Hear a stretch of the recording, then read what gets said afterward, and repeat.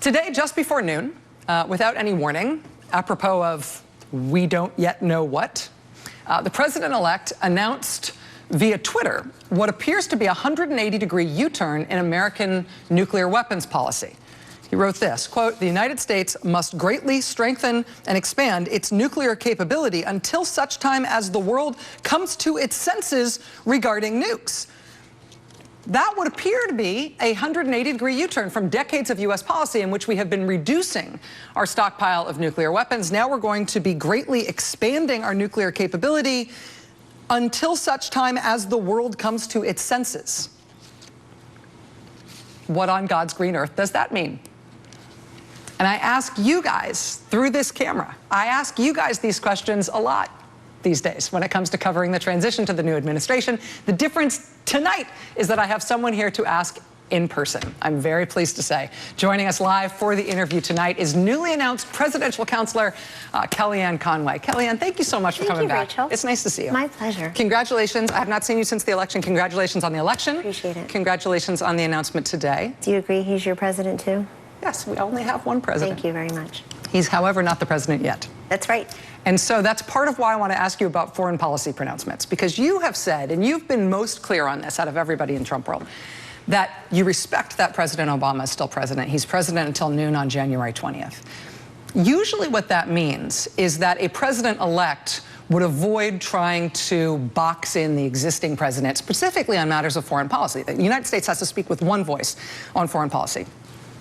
In the transition, though, we have seen Mr. Trump criticize and in some ways undermine the one China policy. We saw him today call on President Obama to do a specific thing at the United Nations. We've now had this announcement of what would be a very dramatic turn on nuclear weapons. Isn't he kind of cashing checks that President Obama has to cash? No, look, this is him preparing to be president, and he's asked constantly what his position is on X, Y, or Z. And in the case of the nuclear comment, I discussed it with him directly. And he is making the point that this is about nuclear proliferation in the face of rogue nations and regimes that are stockpiling weapons, it would seem. And all he's saying is, look, his first priority is to keep us all safe and secure. His first doctrine is peace through strength. In a perfect world, Rachel, we wouldn't have any nuclear weapons, but it's not a perfect world. In fact, it's a very dangerous world. So when you say it's proliferation, what do you... Well, what he's saying, I think all the president-elect is saying, is that we have to be able to keep ourselves safe and secure. And when others stop building their nuclear weapons, then we'll feel more secure in that regard. Who is he talking about? Well, he's talking about anyone who fits the description of a regime that would do us harm or a rogue nation. I'm asking this not to try to trap you on this, like in all seriousness, this is a really big deal. Is he making a claim that there's some new nation that's a proliferation risk, that nuclear weapons are being developed by a country that we don't know about, that we haven't been talking about? No, he's not, but let's be fair, too. I don't think the tweet was groundbreaking in this regard. It seems that President Obama himself has called for an upgrade in our capabilities. I've read in one or two articles up to $1 trillion is the price tag. So we all, President Obama, President-elect Trump, everyone shares the same, I think, core value in their first duty is to try to keep us all safe. And we know it's a dangerous world, and that includes nuclear weapons. When he says we need to expand our nuclear capability, does he mean more nuclear weapons? Because for decades, we haven't been making new nuclear weapons since George H.W. Bush, as I'm sure you know. Is he talking about more nuclear weapons? Do we need more than we have? I think what the president-elect is really saying that if his first obligation is to keep us safe and secure, and he believes in peace through strength, he recognizes at the same time, Rachel, that other people are nuclear capable. That's not abating. It's not like we're going to tell them, please stop doing that because we said so. And he just wants us to be prepared. He makes very clear that if this may be a way for others to stop doing what they're doing. Honestly, though, the American position on nuclear weapons worldwide for a very long time now, not just as a partisan matter, but over multiple presidents, has been that we are trying to lead the way in reducing the number of nuclear weapons in the world. He's saying we're going to expand our nuclear capability. He's not necessarily saying that. He did literally say we need to expand our nuclear capability. As president, what he's saying is we need to expand our nuclear capability, really our nuclear readiness, or our capability to be ready for those who also have nuclear weapons. I mean, this is what happens. When you say that terrorism, particularly ISIS, radical Islamic terrorists, are being contained, they're the JV team, we don't have to worry about them anymore, and then people are being killed in Nice, in Berlin this week, certainly in Orlando at the nightclub in May, in San Bernardino a year ago, in Paris, in Brussels. It doesn't ring true to anybody that they're not advancing. It doesn't ring true to anybody. What does that have to do with nuclear weapons? I'm going to give you the analogy. That just saying it doesn't make it true. In other words, us saying they're contained and then them attacking proves everybody who feels unsafe in a world where terrorists, and particularly in the case of ISIS, are advancing, that they're still willing to do their harm. So he's trying to, I think in his quest to keep us safe and secure, he's putting the world on notice that he will do what he thinks he needs to do to keep us safe and secure. By expanding our nuclear capability. I mean, he's not trying to change a policy through Twitter, and he's not trying to project what he will do as president. What he's merely saying is that, you know, this is a man who gets his intelligence briefings regularly. The PDB, Presidential Daily Briefing, refers to a product, but in addition to that, which we know he received today or yesterday, or both, he also has other intelligence sources, and he's learning many different facts that I'm not privy to. And this is one of the responses that he felt compelled to give based on those facts. Do you feel confident that the president-elect understands what we've got for a nuclear arsenal right now? Yes. Is he saying that we need more weapons on hair trigger alert, on launch on warning status? Is he saying that we need more weapons, more nuclear weapons in Europe? Is he saying that we need different kinds of nuclear weapons? I mean, as you know, there's a nuclear triad, right? We've got 3 different kinds of nuclear weapons. A lot of weapons experts, a lot of nuclear experts say we need to get rid of one of those legs of the triad. Does he agree with that, or is this an announcement that we're not getting rid of that third leg of the triad? He thinks the nuclear triad is important to maintain. But I just want to make very clear, more broadly speaking, that he's not calling for any of the specific policies that you just suggested / asked me. What he's merely saying is that he wants us to be ready to defend ourselves. And he's not making new policy. I mean, this sounds like really new policy. Well, and on nuclear weapons, it's really a sensitive matter. I mean, well, who has the most nuclear weapons after us and Russia? I don't know. But I'm sure he does. It's France. Okay. India and Pakistan. One of the most important things to know about India and Pakistan having nuclear weapons is the number of nuclear weapons that they've got on launch status.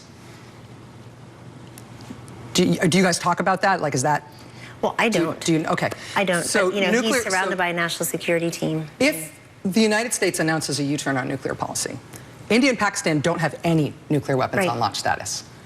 They could move them to that status because a new nuclear arms race is about to start. So we're getting ahead of ourselves, announced that in Twitter. But that's what happens in the past when presidents have made even joking remarks about nuclear weapons. So I think what I'm trying to get at is that a lot of people like hiding under the bed right now because it doesn't seem like he knows what he's talking about on this issue. That's and that's a scary issue. Not fair. Well, then how can you make policy on Twitter and then say he's not making policy on Twitter? Again, expanding our nuclear arsenal and announcing it on Twitter is a big deal. He didn't say that. He said our capability. And again, perhaps he is also echoing what President Obama himself has tried to do here, which is get upgrades to our nuclear systems. I saw in 1 or 2 or 3 reports to the tune of a price tag of $1 trillion. And so, but again, he is talking about keeping us safe and secure. In a perfect world, we wouldn't be talking about nuclear weapons. It is not a perfect world. It is a world in which these exist. And it is a world in which military might, no, he didn't say that necessarily. Expanding our nuclear capability, okay. Say that, but right. I just want to say this. In the world in which we live, which is not perfect, in fact, it's very dangerous and very uncertain, I hope we can all agree, military might has been one of the ways to deter people from doing bad things. Now, that could take on any number of different aspects, but on this one, I think that you're getting a little too far ahead of ourselves, that he's changing policy and making policy in a way that he did not intend. Okay. The president making policy happens whenever the president speaks on a national security matter. And I want to ask you about a couple of other national security personnel decisions. On Election Day, the new national security advisor, retired General Michael Flynn, wrote an op-ed in which he argued that the United States should extradite a guy who Turkey wants us to extradite. And it now appears that General Flynn's company was being paid by the Turkish government. And he did not disclose that in the op-ed. He did not disclose that publicly when he was announced as an advisor to the campaign. He has never talked about it publicly in terms of being national security advisor. I mean, I don't have anything against General Flynn personally, but he was being paid by a foreign government and advocating their policy positions in the U.S. government while advising your candidate, now the president-elect. I heard you say it appears. Is that? Well, he's never, I mean, it's been reported that he was on the pay, his company was receiving money from the government of Turkey, and somebody who works in his company has confirmed that. I have not discussed that with him, so I would not be the right person to ask to comment on that. If he was on the payroll of a foreign government while advising your candidate, would that be disqualifying for him as national security advisor? Not necessarily. I would really need to know the facts, and obviously that decision only lies with one person, the president-elect. General Flynn, during the campaign, accused Hillary Clinton of being involved in sex crimes against children. You're talking about a tweet? Yeah, he wrote this. It wasn't a retweet. Or fake news? He wrote a tweet. Believe, right? Is that the fake news story? I mean, he accused, during the campaign, late in the campaign, said that Hillary Clinton was involved in sex crimes with children. But I think the source of that was a fake news report. Right, but he tweeted it, right? He broadcast this. I haven't seen his Twitter feed, but I trust you. Okay, he did. You can ask him. He did. As national security advisor, it will be his judgment that the president turns to in times of national security crises, no matter what they are. His judgment is such that he did publicly accuse Hillary Clinton of being a child rapist. Well, no. Why? No. He did. He That's did. a little hyperbolic. Well, sex crimes against children, we can... I don't like these fake news retweets myself. It wasn't a retweet. He said that everybody needed to check out this news that Hillary Clinton was involved with sex crimes with children. Rachel. Yeah. Oh, I'm sorry. So if that's his judgment, I can understand how he might be involved at some level in the campaign. He might have things to offer. Why would a person with judgment like that be national security advisor? Wouldn't you want somebody who had rock-solid instincts and judgment, particularly about public information, to be in that kind of a key role? But you're conflating the two things. You're saying that you're telling your audience, frankly, one negative thing about him, and we're not looking at his overall credentials and his years in the national security community, his tours of duty. I've talked to him about those directly. His tours of duty, the 3 goals he has for the country as national security advisor, which include government reform and peace through strength, but a stabilization of the Middle East. You know, these are his goals, and he's got a full, long resume of very impressive national security skills and accomplishments that I just can't wash away based on, a tweet. And the other thing I just want to say, like, if you're a driver and you've run down somebody in a crosswalk, there's no defense to that to say, look at all the other days I had such a good driving record. You know what I'm saying? It's not a perfect analogy. No, it's not a perfect analogy. But comment on the judgment that it takes to have said something like that and never apologized for it. And if I may, I would like to comment on the judgment of what we currently have. In other words, my heart breaks every single day when I look at Aleppo. Why? Well, because I'm a compassionate human being. I can't stand the fact, Rachel, that women are choosing suicide over rape. I can't stand the fact that you've got basically a plurality, if not a majority, of children under the age of 12 or 14 or so gone now, either displaced or dead and killed. And I look at that as a humanitarian crisis, and we've done next to nothing of value for 5.5 years. Where is the judgment of our Secretary of State? Where is the judgment of the administration? I mean, we can't just look the other way when things like this happen. And that is not me changing the subject. That is me saying, if we talk about judgment, let's look at what a lack of judgment, a lack of action has wrought in some hot spots around the world, beginning with Aleppo. And in a complicated and dangerous world, I think that it's reasonable, and I don't think it's, I think it's almost inarguable that there's at least question, if not concern, that we've got a president who's got no governing experience, no foreign policy experience, no public service experience.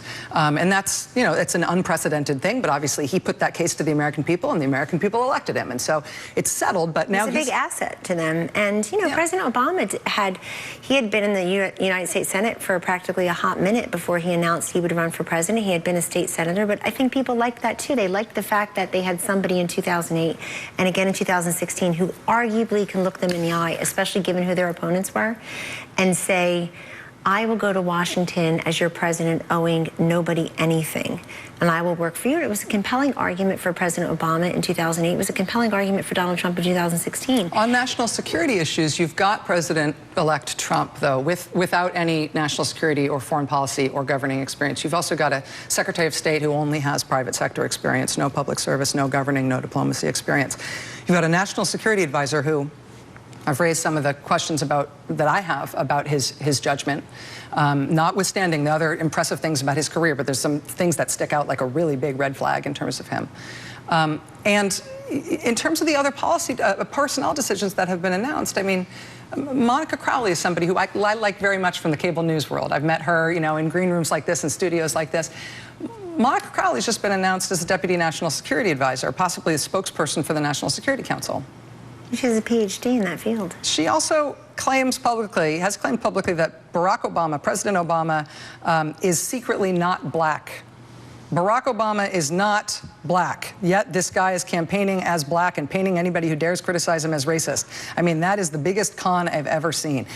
It's one thing to talk like that in, you know, dummy cable news, this environment, or on talk radio, which is where she made those remarks. But how could you put somebody who has a record of saying things like that as potentially the spokesperson or the deputy at the National Security Council? Why aren't there more serious people being picked for these very critical roles on the most serious issue of all, which is national security? I've never heard that comment. I don't even know what it means, frankly. I heard you say it. It's amazing.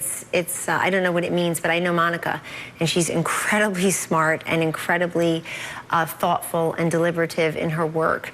And you're right, people say things on cable TV and on talk radio sometimes that I guess they would take back. That probably applies to everyone. She's never taken this back. At the same time, you guys have just given her an incredibly important national security job. At the same time, she has a PhD. She worked with President Nixon on a number of things, and the President-elect has faith in her to be somebody who can effectively communicate what the National Security Council, the National Security Agency is doing at a very fraught time.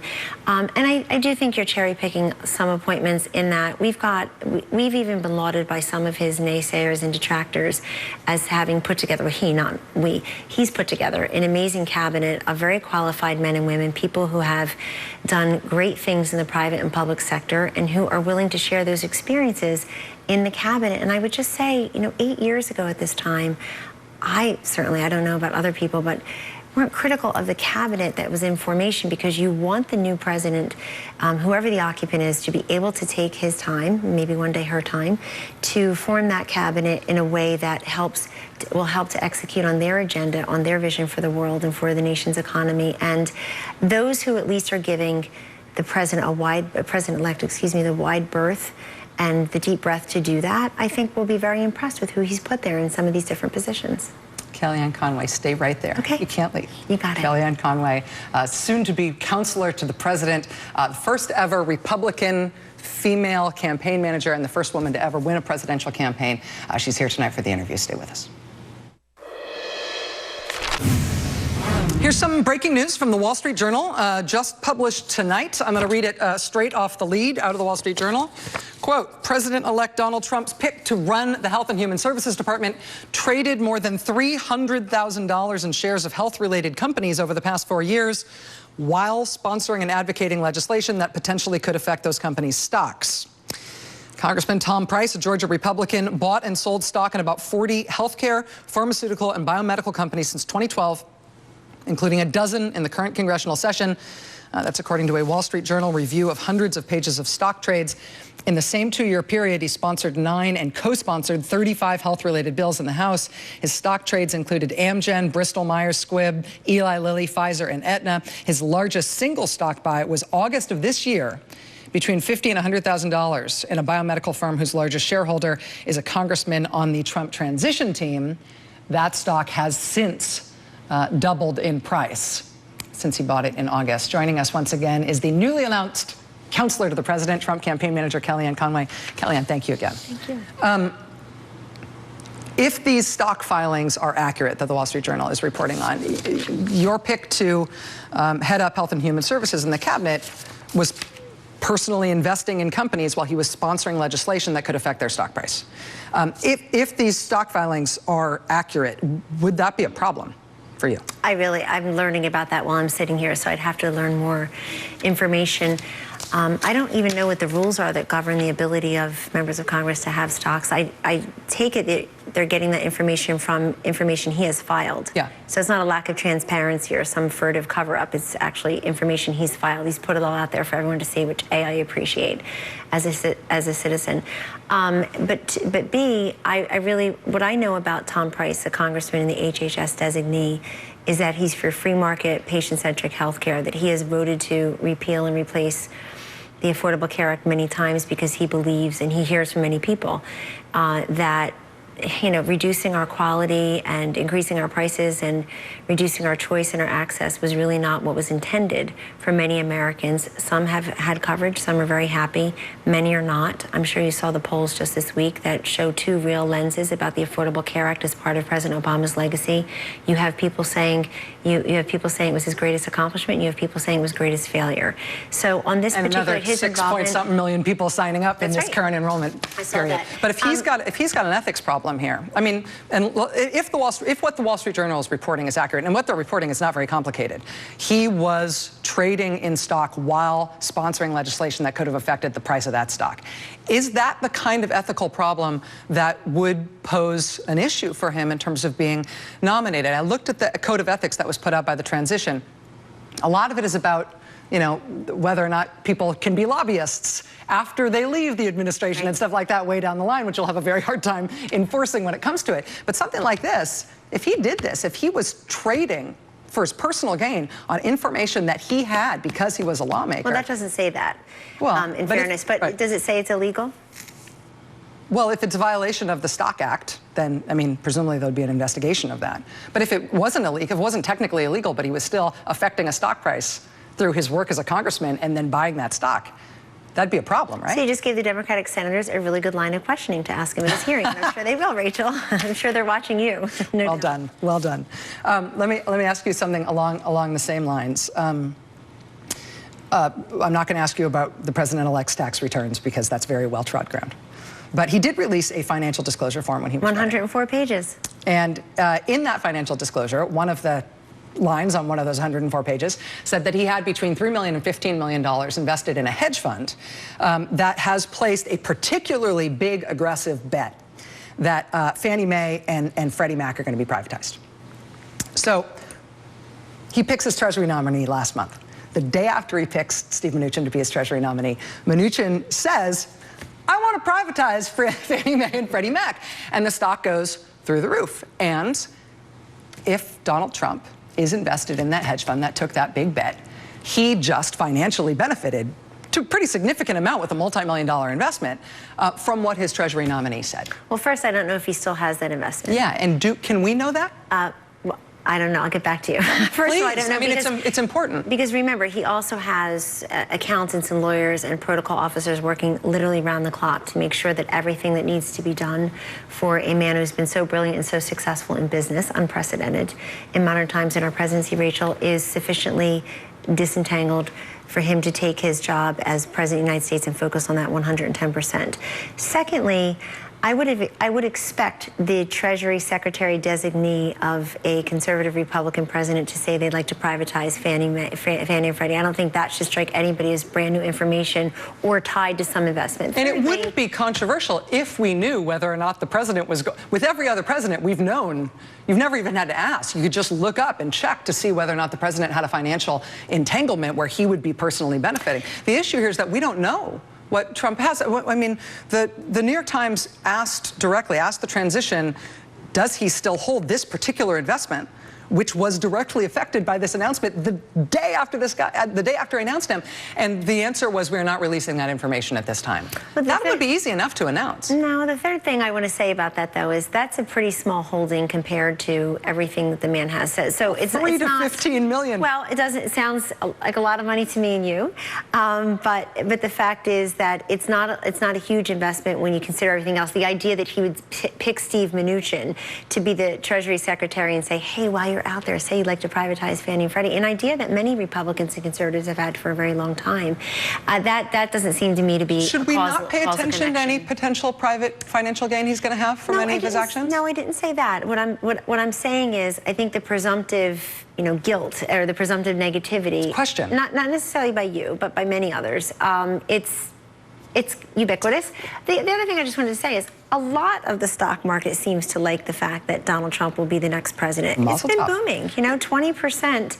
It's up to 20,000, close to 20,000. It's had I don't know, maybe a dozen or so gains in the days, or maybe more by now, since he was elected president. And by the way, the opposite was predicted. First it was, he can never win, this is a joke, go home.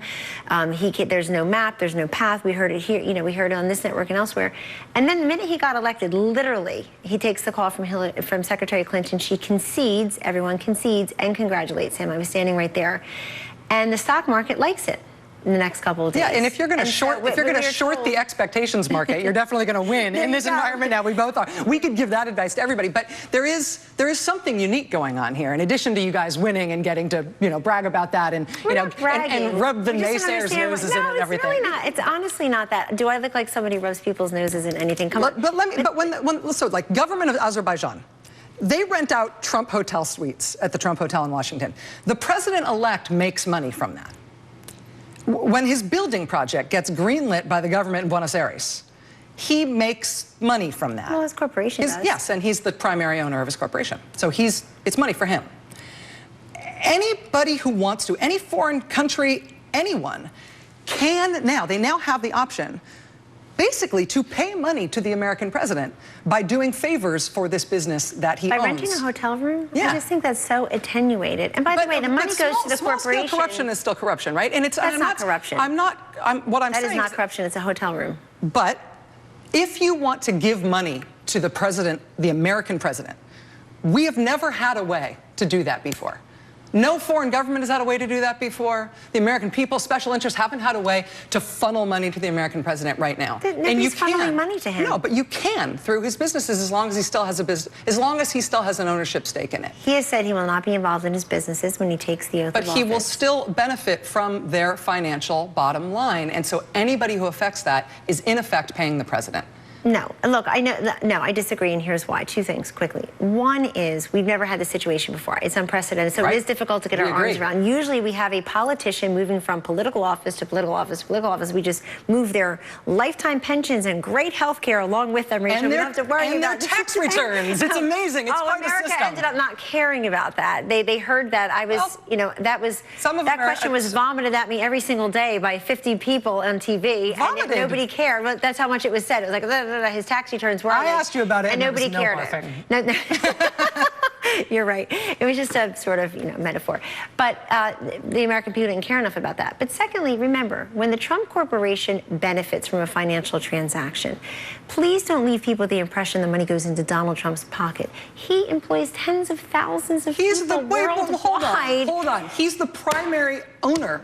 He owns his corporation. It's not like it's people who own a stock in it, right? At the moment. Is he going to give up ownership in his business? He has said he will do whatever is necessary to comply with the law and comply with the law and the protocols. He's never said that he was going to give up ownership. Now, are you making news here? No, I didn't say that. He said he will do whatever is necessary to comply with the law. But as long as he owns it, any benefit to his business goes to him. Yeah, but I mean, we're presuming. Okay, you just said something I thought was remarkable. Actually, a lot of things you say are frankly remarkable. You're brilliant and very well prepared. Thank you. And the Democratic Party could use a little bit of that these days. They're in an identity crisis. But the fact is, Rachel, that you just said we've never had a president that could financially benefit, that a foreign country can funnel money. And I was like, ding, ding, ding. We had a Secretary of State that did exactly that, and Americans didn't like it. She used the State Department as a concierge for foreign governments to dump money into the foundation. Her husband gets $1 million over in Russia to give a speech. He gives up 20% of our uranium rights. I mean, this is... You realize it was only yesterday that they had to cancel the $500,000 hunting trip with the boys. But guess what happens there? You guys made such a huge issue about that with the Clinton Foundation.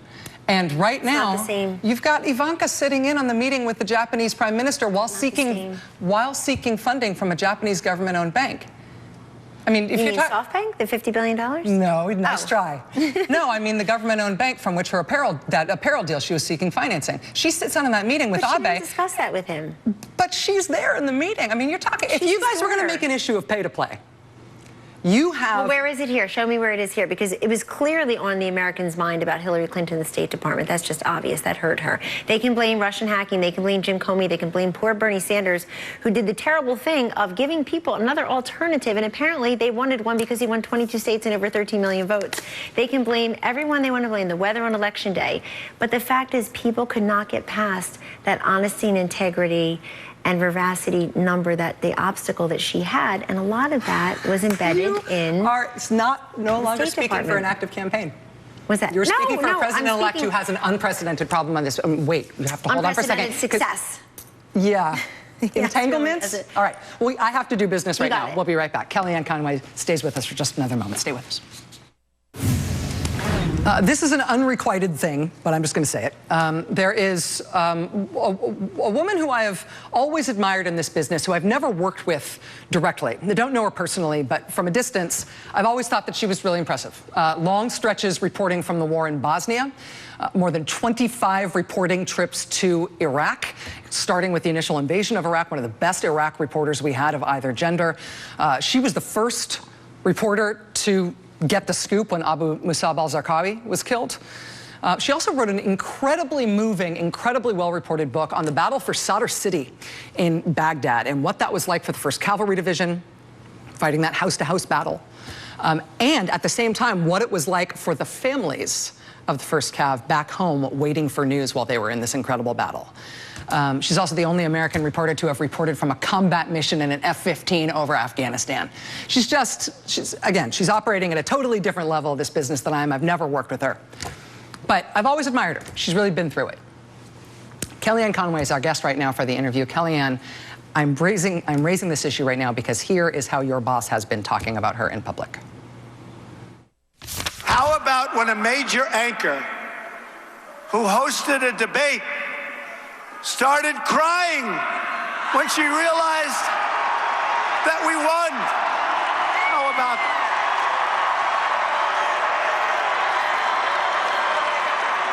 tears? No, tell me this isn't true. We know from the number of times he's told that story that he's talking about ABC's Martha Raddatz there. Martha Raddatz did not, in fact, cry on election night.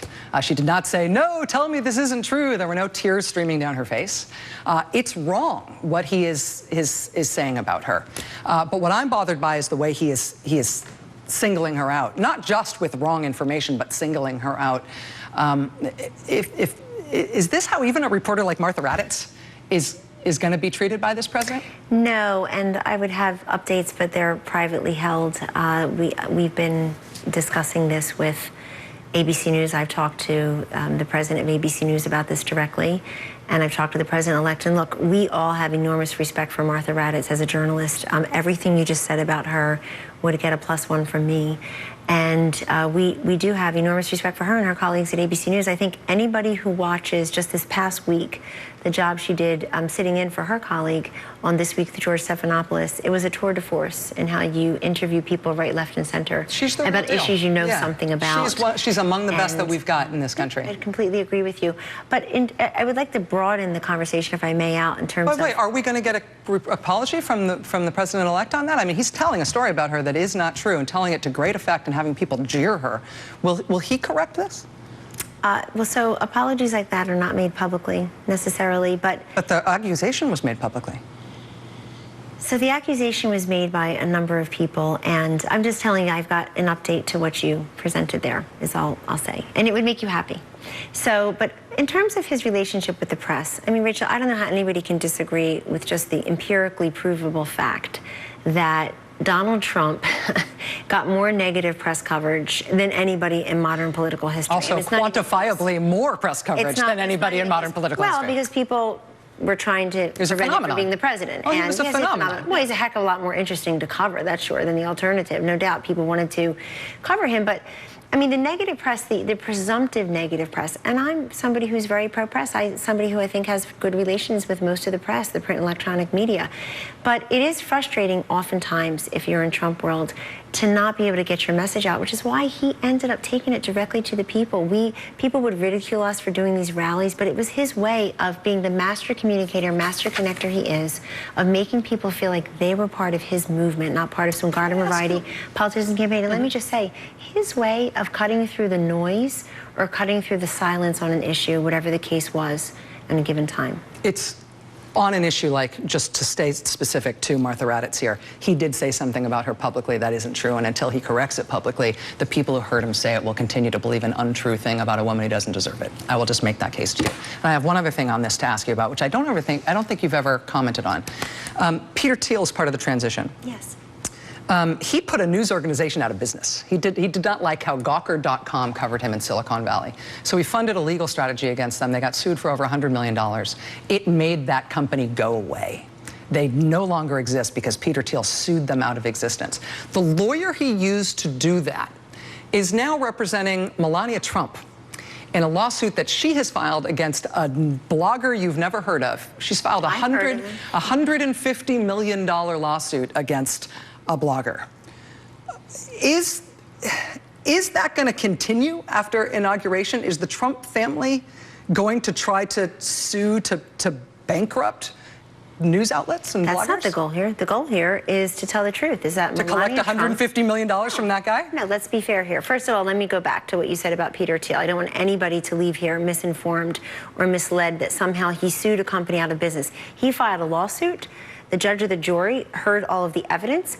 Gawker didn't settle. They may have been offered to settle. Ask him why he did it. And he said he did it to put them But he out of business. succeeded, and he succeeded with apparently an excellent lawyer who now has been hired by Mrs. Melania Trump, who also has been slandered and maligned, and she has a right to defend herself. This woman is brilliant. Anybody who anybody who underestimates her and misunderstands her does so at their own peril. I know her very well. She's going to make an amazing first lady with an incredible platform. Is that lawsuit going to continue once she's first lady? I don't know that the course of the lawsuit, meaning I don't know what it's where it is in the process right now, but she has a right to defend herself. Does the Trump? This is a very unusual thing, though. What Peter Thiel did. It's a novel legal strategy. He's the one who's pioneered. He invented it. He's pioneered it. And he succeeded at it. And he succeeded with this lawyer. And it made a journalistic enterprise disappear. And so they made themselves disappear by lying. Because they wrote a thing about Peter Thiel not settling and by being arrogant, I guess, going forward. That's my guess. And that's how the legal system works. What he did, he accomplished what he set out to do. We both acknowledge. He's done that his whole life. The man's an amazing success story. But with the Gawker thing, he set out to fund that lawsuit to make Gawker disappear, and it worked. Is the Trump family now embracing that strategy? Not at all. Going to use that? Not at all. That is what she's doing. No, she's defending herself, and she got, I think, an unusual, if not unprecedented, apology.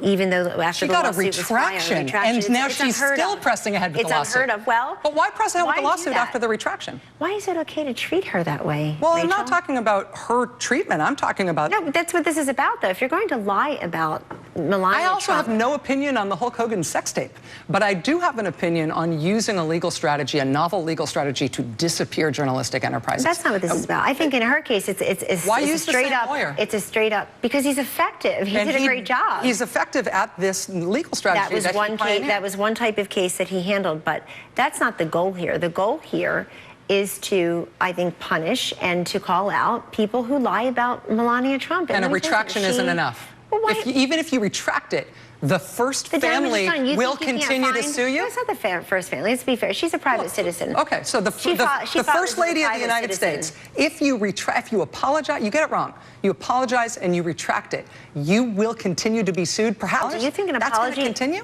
Well, hold on, Rachel. Do you think an apology and a retraction undoes the damage? I think when Humpty Dumpty falls off the damn wall, you can't. You guys are endorsing this strategy. No, I didn't say that. I'm asking you a question. But you're defending Why is it okay? I'm not defending it. I'm defending her and her right to sue people who spread lies and vicious lies about her. If the Trump family believes, how about people just stop doing that? I've got a great novel strategy. How about you stop lying about Melania Trump? Every president, not only in the modern era, every president back to the beginning of newsprint has believed that the press has lied about them and has hated the press and has invaded against the press. I have never seen a first family, never seen a president or his family members trying to put newspapers out of business through a novel legal strategy. Listen, and I want to know if the Gawker legal strategy. She's not trying to do that. She's not trying to do that. That is not her lawsuit. Her lawsuit is suing someone, suing a publication that lied about her, and they are they going to do that to everybody? And they apologize. Well, are people going to stop lying about them? And she didn't file that lawsuit as the first lady. She filed the lawsuit as a private citizen. Will it continue when she's first lady? Are people going to continue to lie about her? Well, presumably the first family will continue to believe that people are lying about them. All presidents do. Will the lawsuit? Oh my God, it doesn't even come close. Do you know what we were discussing 8 years ago around this time? Because not you and me necessarily, but you and me separately. Do you know what the country was discussing 8 years ago? We weren't discussing all the any negative stuff that was associated with President-elect Obama. It was basically, what will they wear to the inaugural? What will he try to push through? How long will it take to get health care? I mean, it's just different for the Trumps. And you know it. But as a private citizen that's being lied about, I'm very proud of her. I'm proud of her as someone who admires her, who knows her, and I'm proud as a woman who gets sick and tired of watching other women torn down in the press, especially a public figure like that. I'm proud of her for pushing forward with that lawsuit. And she got a retraction, she got an apology. You're asking me, is it enough? Is the damage undone? Do you think you can't pull up that story somewhere? I bet you could pull it up right now on your computer. So the damage is always there. And that's not fair to her. Are you glad that Gawker's gone? I haven't paid much attention to it. Am I glad that they're gone? Do you, if somebody lies about the first family, you see it as a lie, would you want that news enterprise to be gone? No. In punishment? No. Of course not, no. This conversation that we've just had will be taught in journalism classes over the next couple of years. Let me add a quick addendum, because I'm looking at the time. Let me add a quick addendum to that. I certainly don't want them gone, but I also want the legal process to take its regular course without interruption from anyone else. So if the lawsuit includes a judgment, if the verdict includes a judgment that puts said Gawker out of business because they did not settle or they did not protect their assets or they did, if that's the result, that may not have been the intention. That was the intention. Peter Trump says was the intention. The man is brilliant. Kellyanne Conway. Thanks for having me. It's really nice to have you here. I hope you will continue to do this. And you told me last time we spoke that I'd get to speak with your candidate during the election. Now. It didn't happen, but you owe me one. He did want me to tell you, because I told him last week that I was coming to her show this week, and he said he was so happy. And then when I talked to him 2 days ago, he said, make sure you announce on her show that you're coming into the White House. He was very excited. I'm sure he's watching. Congratulations on your new gig. Thank you very much. Appreciate it. We're way over time. We'll be right back. Sorry.